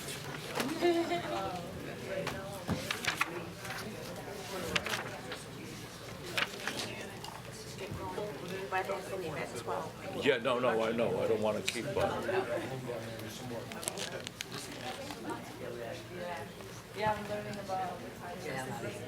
You know, Bernie, when Ernst & Young changed its name, they got hit with something awful.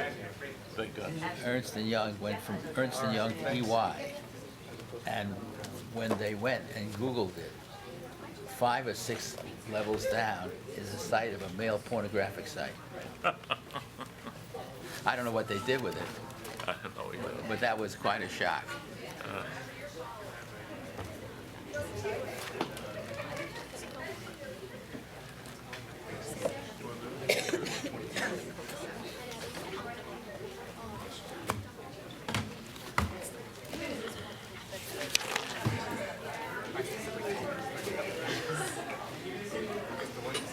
Bud has to leave at 12 while he's talking to the other people. I want to accommodate him if I can. Well, we'll get started soon. How are you, sir? Very well, how are you? Okay. Bernie, maybe you can explain this to me because you understand. How can something be payable to the mortgagor? The mortgagor is the one who holds the mortgage, right? No, that's the mortgagee. The mortgagor is somebody who puts up property and mortgages his property. Mortgagor is the borrower, mortgagee is the lender. So how can you have so something the payable to the mortgagor is the mortgagor? If the mortgage, Payables from the mortgagor. no, this is payables too. Well, we hold escrows for them. Yeah, no, Oh, no. that's what it is. Yes. Okay. It seems a little odd, but We the hold money that's theirs because Okay. we want to make sure that they keep things in good repair. Pay their taxes.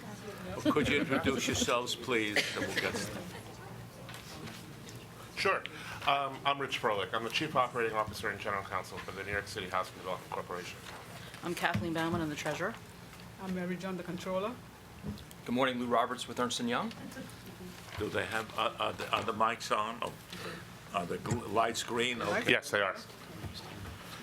Now I hear you. Go ahead. Do you want to make a statement, sir? Sure. All right, you go ahead. Kathy will. Thank you. Good morning. I'm pleased to present the corporation's audited financial statements for the fiscal year ended October 31st, 2016. The package you received includes the financial statements Speak into the themselves. mic. Sorry about that. The financial statements themselves, including those for HDC and its 2 active subsidiaries, Remick and Hack. Ernst & Young's clean opinion, our required supplementary information for OPEB and pension, and the Housing Revenue Bond Program financial schedules as required under our bond documents.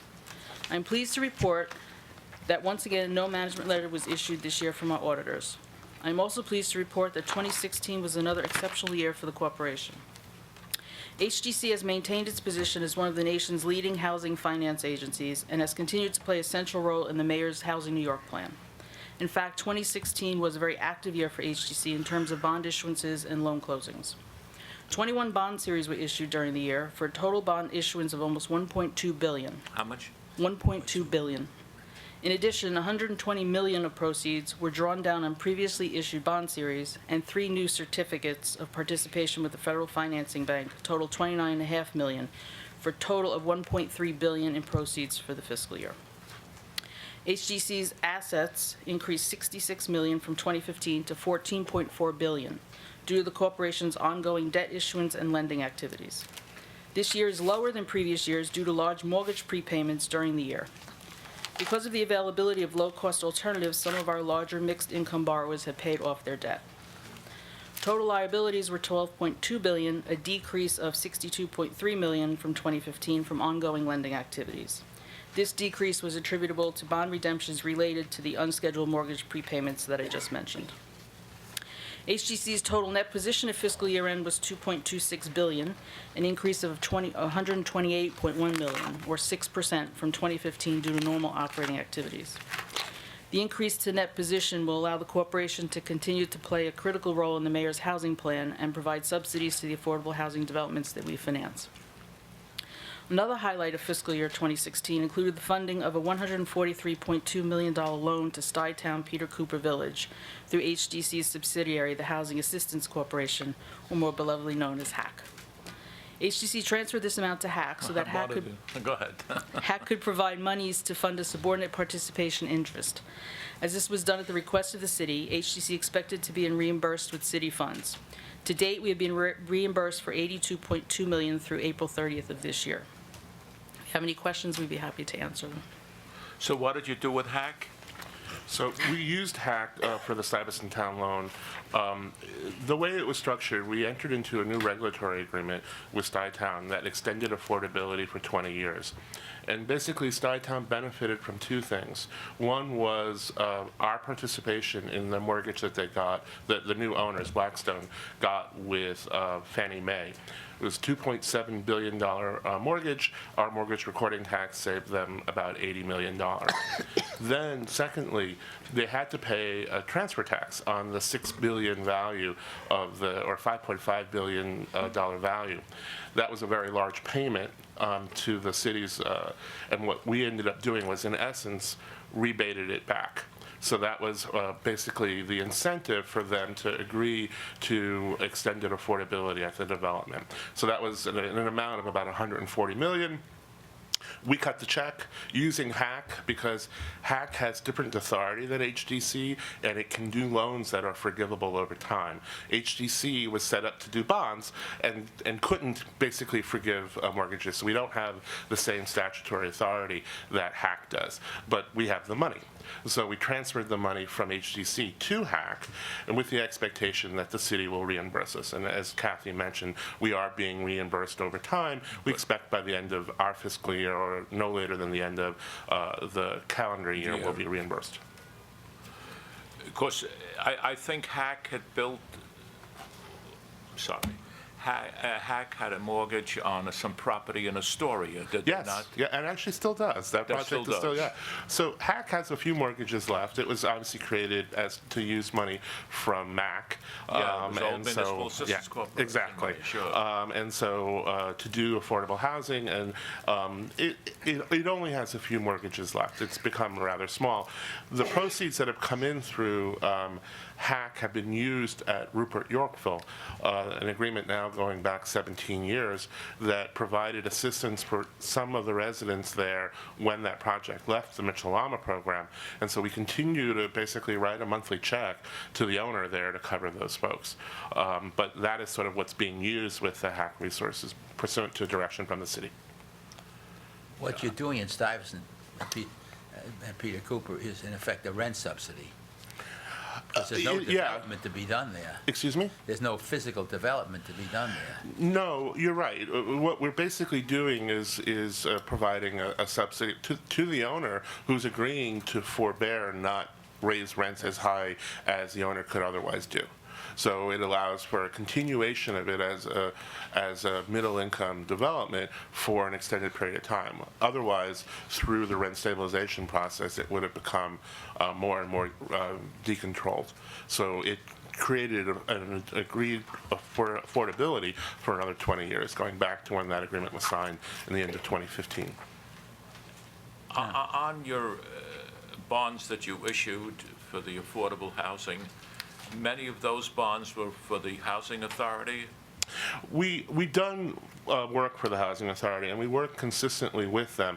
Part of what we've been doing more recently relates to land on those large campuses. So we recently closed a transaction at the Fulton Houses, which is near where I live in Chelsea, but we've also done other developments as well. We've done some capital fund securitization, which is money that comes from the federal government we hope, that will fund, which will cover that cost. So that was allowed them to basically securitize that income and allow them to sort of aggregate and do a larger scale work at some of the developments. So we have done that, but the NYCHA and the continued work with NYCHA is a significant part of what we do. Yeah. If the I'm feds sorry. have their, actually, just if the feds have their druthers in their proposed budget, that would kill NYCHA. Yes, it is a very difficult thing, and we Right. hope that our representatives in Washington and Do something. Commer heads or whatever. I was just in Washington the last 2 days, and we actually met with HUD the day that the budget came out, and so there's obviously a lot of concern and consternation, and that is across the board with what might happen both from the budget and then potentially from tax reform. I think you're better off with continuing resolutions than with that lousy budget. I think that's right, and there's thought that that's what will come to pass, but It may we will come see. to that. Yeah, well, because the challenge of passing a budget when you have where there's no bipartisanship, it's hard. I have a question. There've been a lot of early payments of the debt. There had been, not so much now, but there had been. It's reflected in the notes here. Yes. In another one of the city financial statements, each time that happened, it showed what the economic gain was, because you don't do that merely to record an accounting loss. And I presume that these were early payments, defeasances, taken care of as a result of lower interest rates. Correct. And typically, that produces an economic benefit to the borrower. It might, but that's not. But it won't be reflected in our balance sheet. What happens with ours is our debt and our assets are somewhat in balance, and then there's our net assets, which is sort of the difference. But when you have a loan for $50 million and you have bonds for $50 million, it shows up on both sides. So it doesn't No, I have understand it, but when you redeem that bond early, you defeat. They're not necessarily, we rarely defease. It's unusual. There have been some, and there are some references to specific small defeasances. Generally, those prepayments related to actual calls. So the 500 or so million in bonds that were redeemed were not defeased. There's a small amount that were defeased. And there's a reference to the economic impact. Well, it talks for us. about one of them says the outstanding balance of the deferred loss on early debt retirement was $7 million. Right.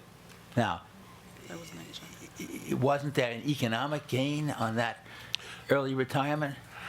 But not for us. Well, who? The economic, I mean, It says here the outstanding balance of the deferred loss on early debt retirement, that's yours, So was that $7 million. That was the amount that was set up in the defeasance escrow account. Could you speak up, ma'am? Sorry, that was the amount that was set up in the defeasance escrow account to pay for the future debt service. on No, those bonds. Yeah. you do it because you make money on it typically. No, it was because the borrower directed us to do it, and they paid the differential so that we had it in an account to cover that. There was negative arbitrage in essence because they were defeasing early, and they made the economic decision that it was worthwhile for them. And so in essence, we covered it because it's set up in the defeasance account. And the outflows related to the plan is covered by the borrower then? Yeah. Well, there's something missing here because it doesn't say that to an uneducated reader. Basically, while you're checking, while your staff is checking, you don't look to do advance refunding. No, because we issue private activity bonds, it's not advantageous, and the Okay, negative no, arbitrage has been that's too fine. great. That's- What we have done is we, in essence, because of the low rate environment over the last 5 years, we have kind of pre-refunded. We cover it basically. We issue bonds before we can call the old bonds. Okay. And in essence, handle that differential. That's because okay. we're doing an interest rate determination, and there are and responding to what we perceive as interest rate risk. That's almost like an advance refunding. It is almost, but Almost. because No, that's all but right. we can't I actually see. do it. So that's the interesting thing. Private activity bonds are not permitted to be advance refunded. That's why we do something akin to it. Let me raise just, If somebody were to ask you, how many units would you say are still in the Mitchell-Lama program? Do you have that statistic? I mean, you may... Yeah, it's funny, I just saw a memo that sort of has, we are actually going to our board next week with a reiteration of our Mitchell-Lama preservation program. So I think that under management at HDC, it's about 55,000 units. The city has other units that they are, where we're not the lender on, and then the state has its own program But as you're well. also Mitchell-Lama units. Yeah, exactly. There's Mitchell-Lama done by the state. The city has Mitchell-Lama units that have never been financed by HDC, and then there are the ones that are in our portfolio, which is the bulk of the city units that are still in. And we've But refied over. at one time, you had many more under management. Well, yes, we've had prepayments. I would say that Mitchell-Lama prepayments have slowed down. There aren't as many, but there have been a few. A lot of our portfolio now are the cooperatives, and they need to have a 2/3 vote in order to leave the Mitchell-Lama program. And so there's often some tension in the developments. The rentals have often left. But interestingly, we've also done new regulatory agreements with a bunch of them as well. So there have been other opportunities. They've moved to Article 11 or other city programs, and so there's still a fair amount of them are regulated. Some of them also, they did low-income housing tax credit transactions. So there've been a variety of things. So there are still a lot of those units still are very affordable. Okay. I have a little bit of arithmetic. If you look at page 9, the first sentence under liabilities says total liabilities were 12.2 million, a decrease of 60 billion, a decrease of 62 million. And then the next sentence says as of the liabilities was 12.2. So there's something wrong in the arithmetic. I think that's a rounding point. So the point being that we rounded up to 12.2 in one case and rounded down to 12.2. I figured that out, but it looks a little Right, funny. with 62 million with the billions, it's, yes. But that's a fair point. We'll go out 2 decimals It looks next so time. funny. Okay. Now, when you say these include loan assets, I'm not familiar with your portfolio. What are loan assets? It's in the same paragraph. Page 9, Mark? These include loan assets. So those are Maybe loans that we enough to service say on loans. behalf of the city. Sorry? Those are loans that we service on behalf of the city. So that's clear? Okay. And then on the next page, you refer to economic restructuring of the corporation's debt. What's the concept behind the word economic restructuring? We often, as I was explaining before, we will refund debt to reduce our cost of capital.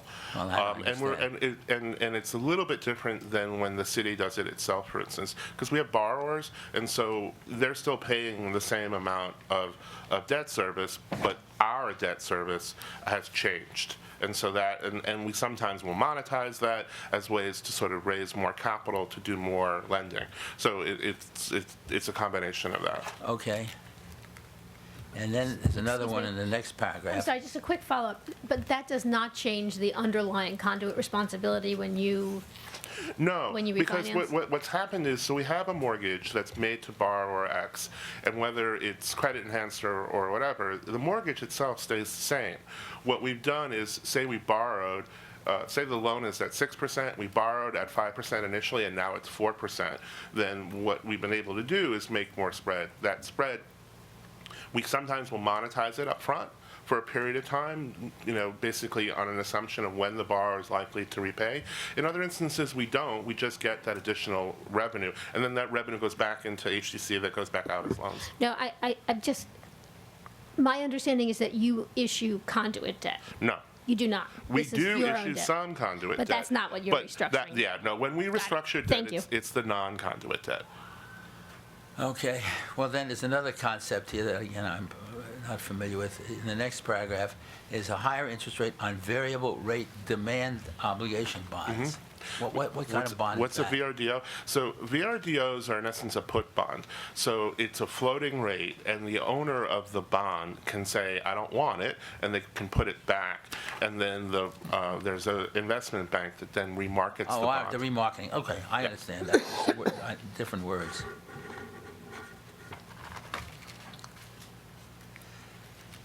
You know, when you read this thing, and you see how many different vehicles you use to raise money, it looks like some great kludge. And the question is whether or not with all the friction cost that goes with all these different vehicles, and I recognize there's statutory issues and otherwise, wouldn't it be much easier if you could just have one pot of money and raise it for that and distribute it? You know, we do the best we can. I know, I just- And I mean, we're really proud of how much we've done. And No, I think we could show you, the charts of the No, growth. look, I'm a lawyer, I know. But how would the bankers And and the I am lawyers make too, any by money? the way. I'm actually, I'm the general counsel as well as the chief operating officer. I became a finance person at HDC. I'm totally self-taught, so, anyway. And I worked at Skadden. Well, that's it. You worked with us? Yes, At I our- started at Skadden. Oh, you didn't come to the alumni event, I didn't see you there. I couldn't. I actually had to do another event with the mayor, but He was working. I was working. Yeah, but those of us who think coming to the alumni event is working, Fair enough. Billable hours. I think you said, the lady said you issued 1.3 billion, and Yeah. most of it was new, Yes. very little advance. And we've already done about 700 million in this fiscal year. Yeah. With another transaction in a few weeks, that'll be almost $500 million. So we continue to be very active. We have good access to the capital markets. The corporation has just really performed extraordinarily well. It's terrific.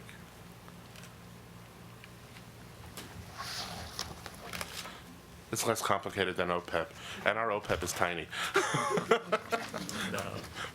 and it's the same question I raised in the other one about level 2, and calling U.S. Treasury securities level 2. I think they all have to do that, somebody. I know, I went at it with the auditors, but I don't think it's such a... You would think it's a low risk, so it should be level 1. Right. But the way that it's defined per the GASB, it has to be in a level 2 And category, unless it's what they We call did on ask the run same and- question. I think the key to remember is that those levels have nothing to do with risk. They have they are not making any assertion about risk. They are only making a reference to how the market values are arrived at. Well, I understand that, but in a sense, forgive me. Because of the way those are sold at auction, there has been a conclusion across all industries that they don't qualify as level 1. But again, that is not saying that they're not marketable or that there's any risk attached to them. Well, It's a completely different If standard. anybody's supposed to read these things without that background, it's a little Well, misleading. actually, there's a description of what each level is, Yeah, I know. and it does refer to how the market values are arrived at. Well, I don't want to get into that argument. Is Remick very active or not really? It is. So Remick is our mortgage insurer, and so just as we don't do that much conduit debt, we do insure a lot of projects that we finance. So So you insure the debt that you're issuing? the mortgages, yes, we do. So it takes a top loss position, and we have put capital in order to maintain its rating, because it's did a lot more. After the financial crisis, we really ramped up the use of Remick, and so we put more capital in as a result. But it's just because there was other, one, it's efficient. A lot of our projects have an enormous amount of subsidy, both from the city and from HDC. The risk is pretty minimal. We've had one default in the history of HDC.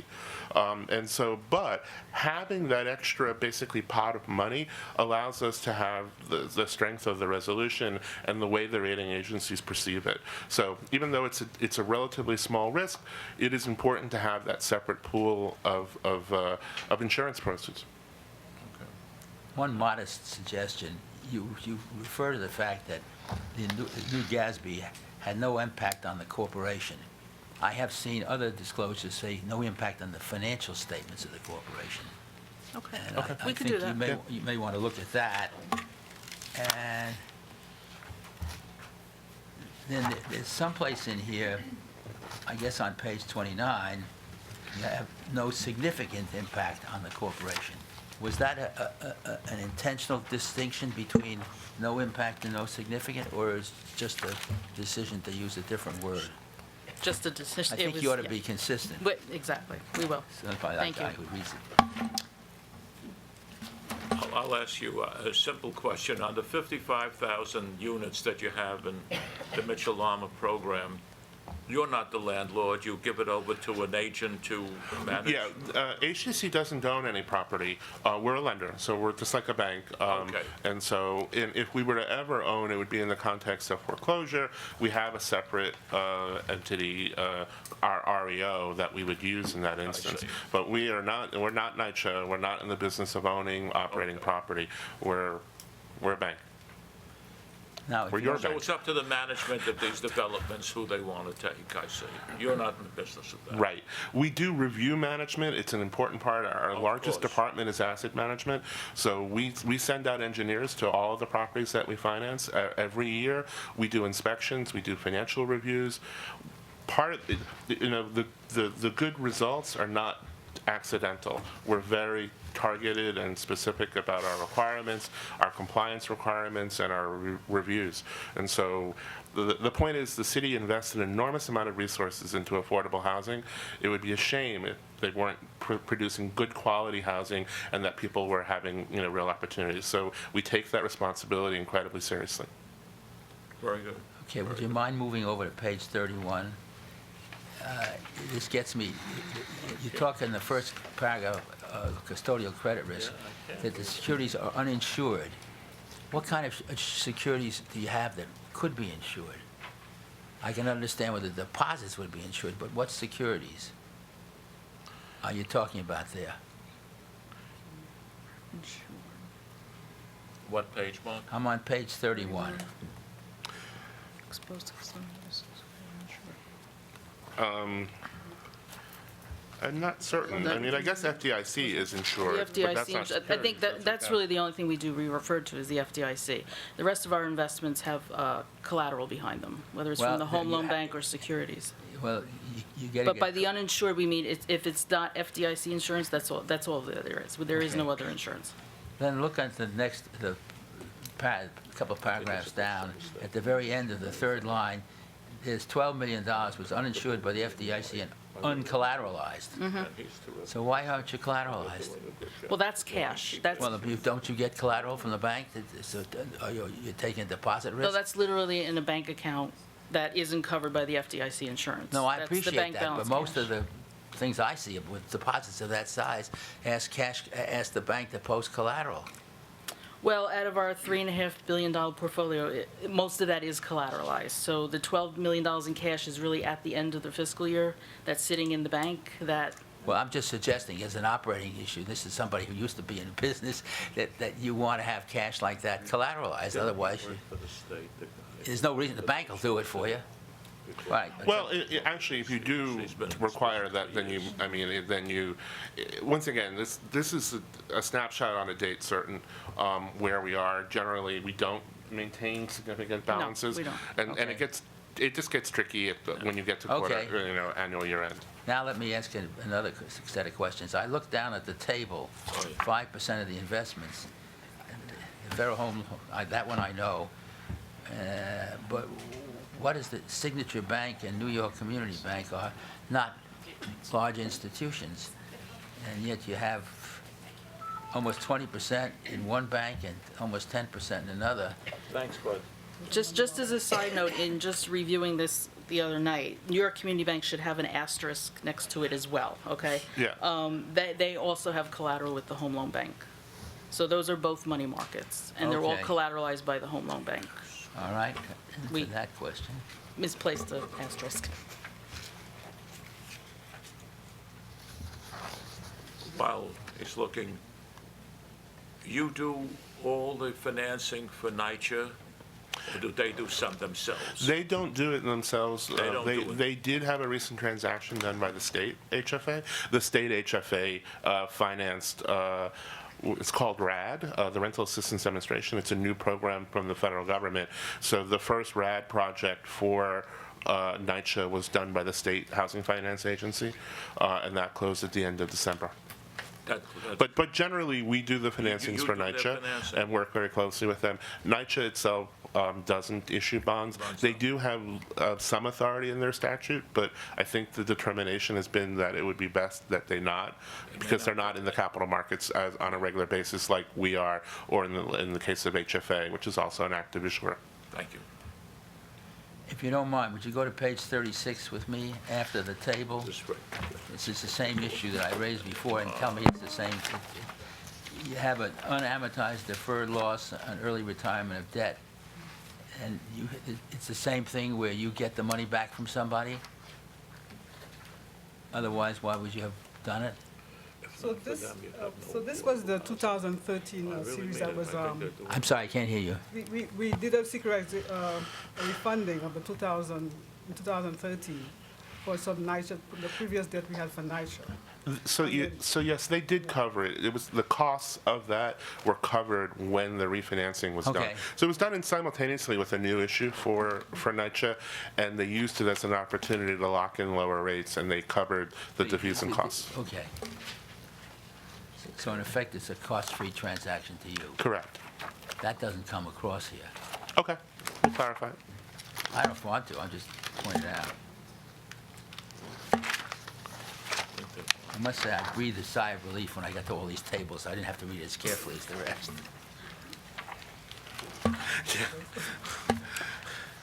You have investment advisors while he's looking, I guess you do, or you do it yourself?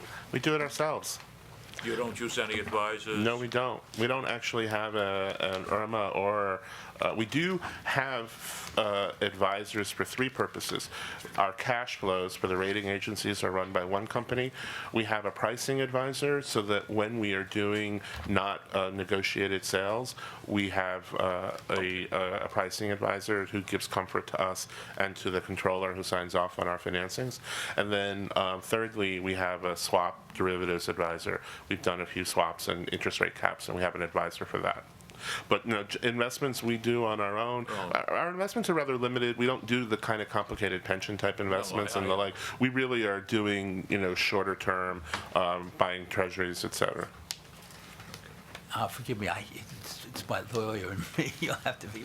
I don't understand on page 64 the concept that the total amount of bonds in both series were fully drawn and redeemed. I assume that what that says is the series provided for a certain maximum, so you took it down and then redeemed it? Yeah, exactly. So, Why? So a lot of projects have this idea of they need to have a certain amount of bonds issued in order to qualify for low-income housing tax credits. And then after that has happened, it may not support the full amount of debt. So we're often issuing shorter-term bonds that get called and then the long-term bonds that are left outstanding. Or there could be another financing that was contemplated initially and the like, so that we're shifting from one phase to another when it converts. So it's one or the other. I think in this case, they reduced the amount of debt there. I must say, you have one cat's cradle to have to deal with, yeah. It is complicated. Just to figure it all out. Then you have another one on the next page that were redeemed and defeased. Right. What's the difference between the two concepts? Because we've had redemptions and defeasances. The bonds that were defeased are gone already, so they already have been redeemed, and we can correct that going forward. But basically, we've just... I just didn't understand what the words. Okay, I quit. And then they're subject to private activity bond volume cap. Right. Okay. What's that again? Okay, so volume cap is a limitation from the federal government of the amount of bonds that we can issue. And so there's an allocation. It's similar to a debt limit, and it's given to the state and then sub-allocated to us. Done. The debt limit, all right.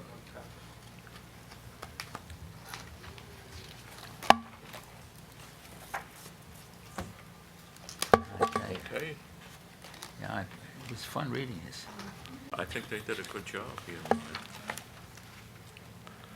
Oh, And every one he marked.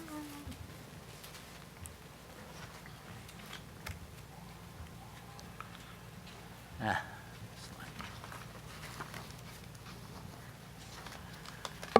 I'm done, Bernie. Okay. Are there any other questions of HDC? Mark is very thorough, especially when it comes to debt and credit, given his background.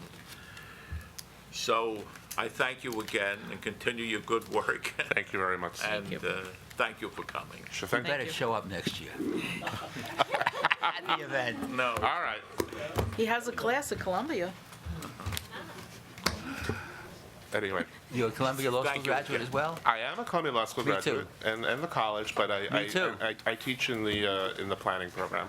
I At the teach law school? No, I do one class a year in the law school, but I teach in the urban planning program and in the real estate program. I teach affordable housing finance and public finance. I'll be damned. You like the new dean is something else, isn't Yeah, she? yeah. It's great. It's all good stuff. He's very good. Thank you all again. Thank you. and I Just appreciate- tell me you went to the Bronx High School of Science. And then No, I grew up on Long Island. Thank you. Thank you. Michelle, we don't have an executive session. We don't need it. Okay. I'd like to move that we adjourn. I'm sorry. I'd like to move that we adjourn the meeting. Second? Second. You know, All in I think we favor? have the benefit of our Thank auditor. you. Do we want to ask him anything? Thank you all.